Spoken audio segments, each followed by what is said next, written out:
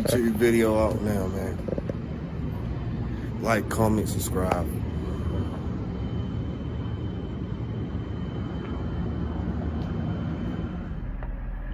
I'm at ATI, just dropped off 10 dampers for the VR6 motor. We're trying to get these things straight, so we have to remachine the hubs as well as change out their inertia rings.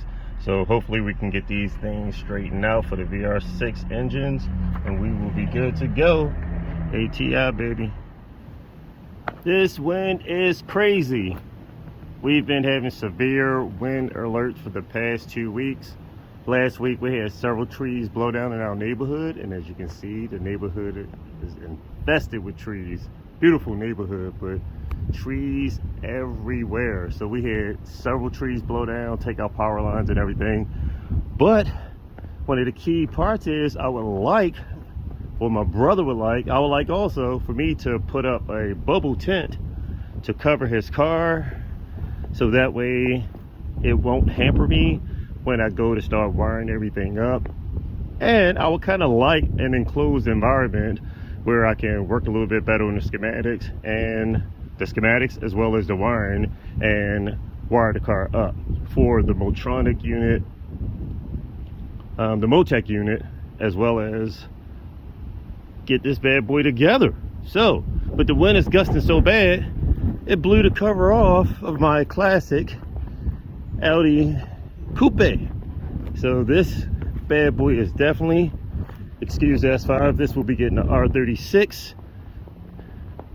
So that, whew, this is going to be a beast. So get a good look at it now, because when you see this beast up and running, it will have a 3.6 liter R36 in there, putting out at least 1800 wheel horsepower.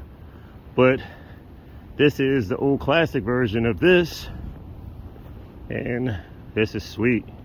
So I got this for a great deal. I've kept it wrapped up. It should be in my garage, but the race car is in there, and the other garage is full of engines. So once I get some of these projects sorted out, as well as last 4 over there, I have a 30 valve 3 liter stroker engine already bored out, forged pistons, rods, everything for that. Facade big port heads, all of that is ready, cams for it. I just have to put it together. So that's my issue, time. But it's so windy out here. Let's put the car cover back on. I'm going to take all the piping off of the Audi TT, as far as intercooling piping, intake piping. So the pipe works that lead from the turbocharger to the intercooler, and from the intercooler back to the intake manifold. All of that piping is coming off, and we can go ahead and weld it all up. It is windy and cold out here. Oh my goodness, temperature is probably about 30 degrees and windy and definitely chilly. So luckily I made everything pretty much mechanic friendly. I was able to get all my pipe work off the car without having to take off my intercooler or my radiator core support. So that made things extremely convenient and saved a lot of time, whereas I didn't have to take everything off, remove my parts, put it all back on, and then cover it back up. So luckily now I have everything off. I can go ahead and finish welding everything up, because all the pipes was tacked in place to make sure I had good fitment. And I can bead roll my last pipe right here.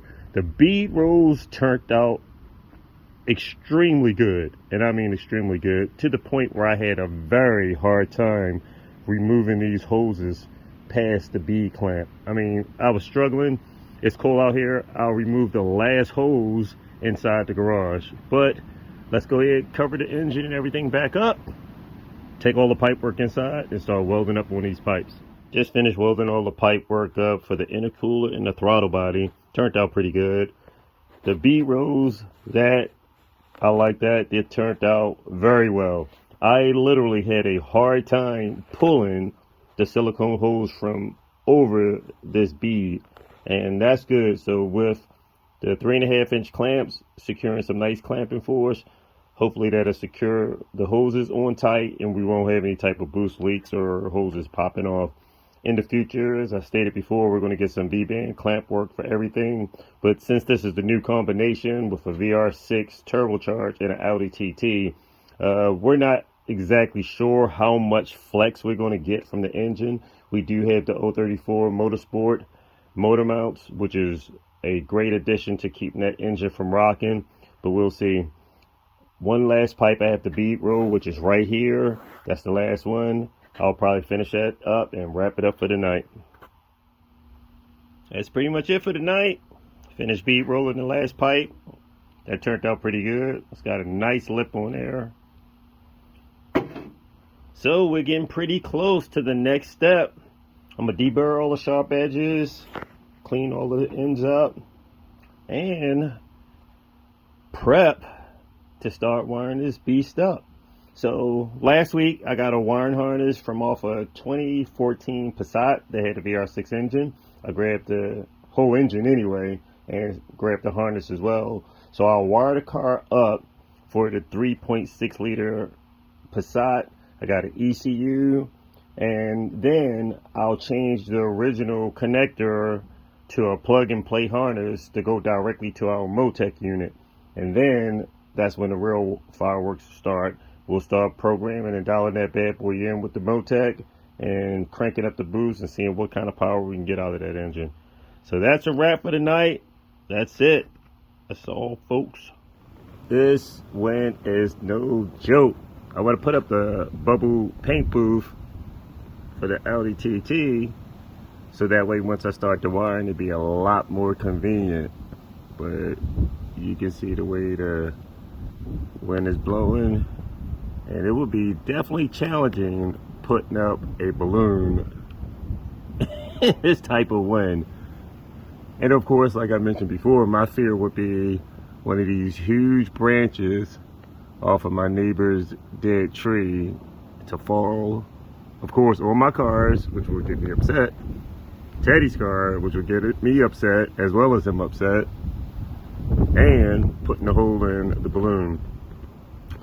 But we'll see.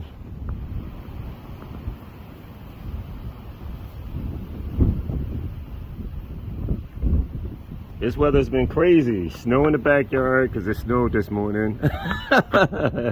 And severe wind gusts.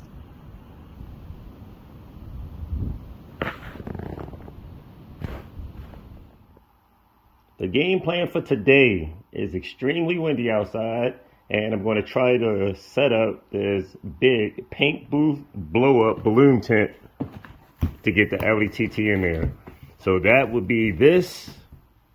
In this box, the second two boxes, these are the blower fans itself. Let me pause.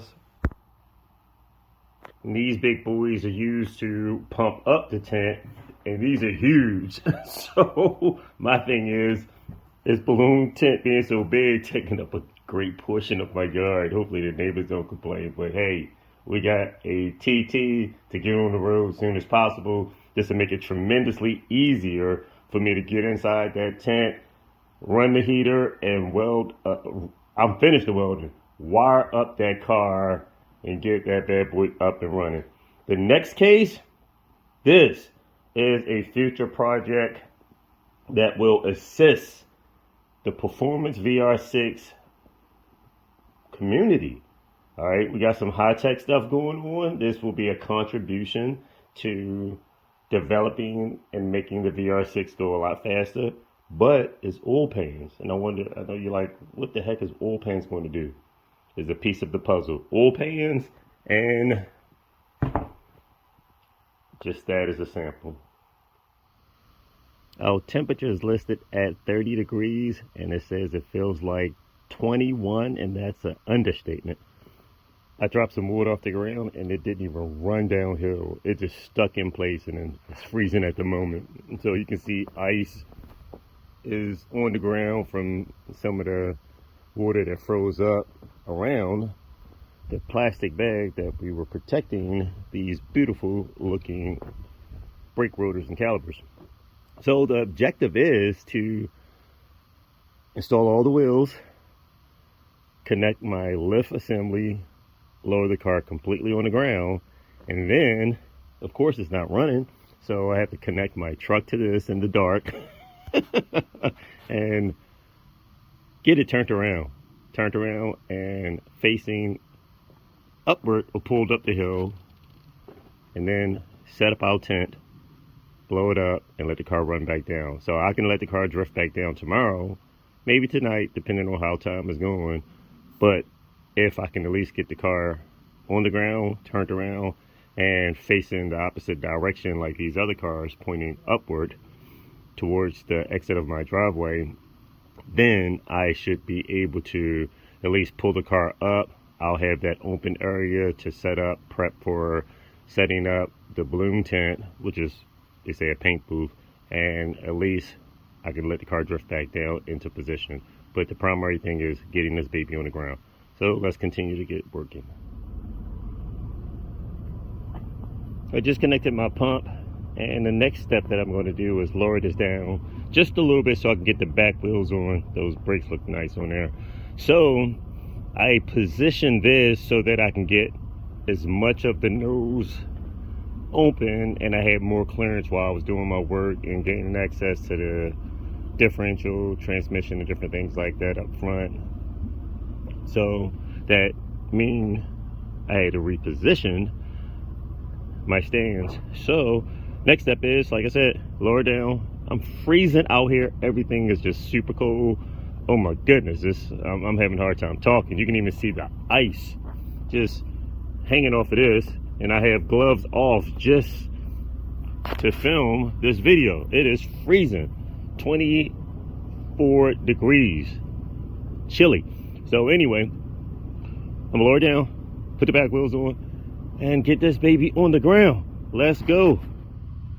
Even though it's 24 degrees, these quick jacks still work in the cold. You can see that the ice is froze down in here with debris from trees and everything. It's still raised up so I can get my locks off.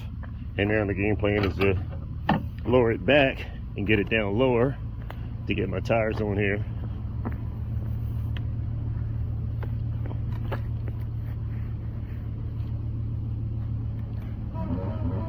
She coming down. She is coming down. This car is anxious to get on the ground, and even more anxious to get this VR6 beast up in there started up. This beast is on the ground. It's so cool. You can see the pads are still frozen in the ice. These things are frozen in here. But something disturbing just happened. When I lowered this bad boy on the ground, I heard this thing growl. And I mean, it was mean. It was whispering to me to tell some of the haters to watch out, because this thing is coming.